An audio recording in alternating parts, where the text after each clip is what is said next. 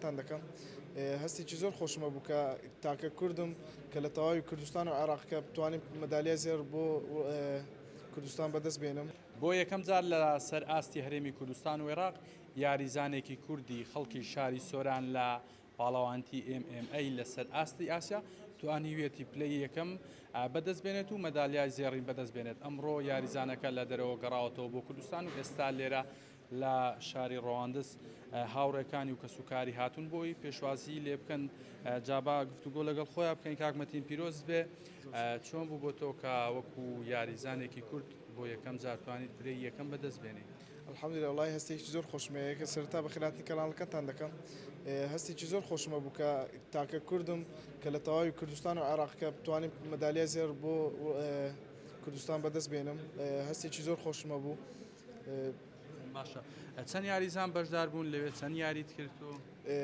بەخۆی لە وەزنی من و لە کێشی من لە تەمەنی من بەخۆی من 4 یاریزانم هەبوو، یعنی 3 یاریم بەبەکەت. الحەمدولێ توانین پلەی یەکەم بەدەست بێنم. 19 وڵات بەشداریان کرد پاڵەوانتی ئاسیا.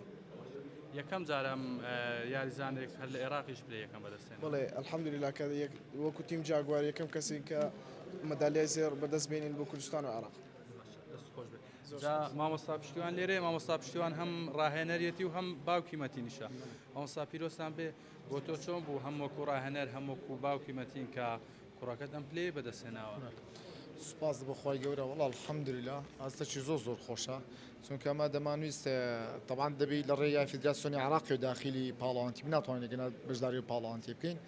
حتا ئێستا کە لە عێراقیش کەس نەیتوانیا ئەو پلەی بەدەست بینیتن بەرکلێشی نێزیک بیتەوە.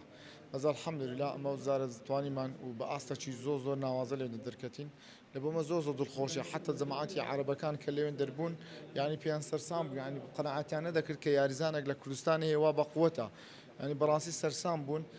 یەکەم جار بەشتێکی زۆر نۆرمالیان تەماشاکە، بەڵام کە یاریەکەیان دیت گوتیان وەڵڵاهی ئەوە شتێکی ئاسایی نییە.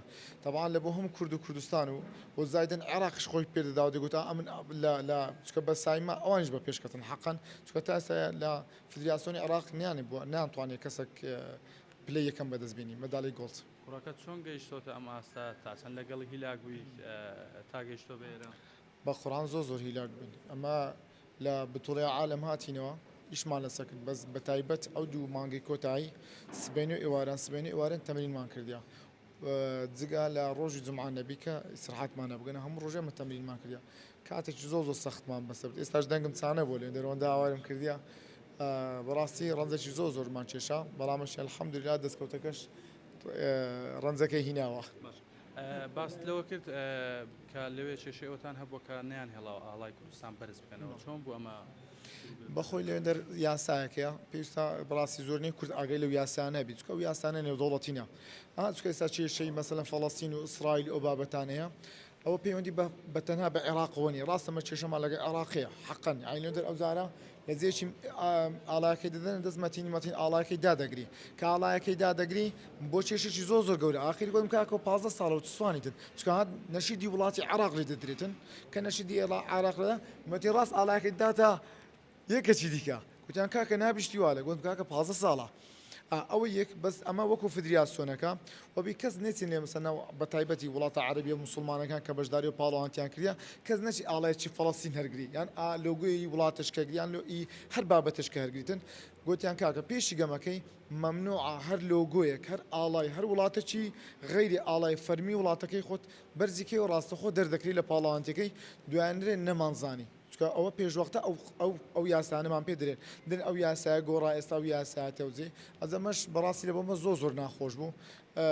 هەموو جارش کە مەسەلەن ئەگەر مەتین دەیبردەوە ئاڵای لەسەری لۆ فڕێ دەدا، یعنی کەت بینە حاڵەتێکی زۆر نەخوازرا و بەڵامش هێندە جاریشەیە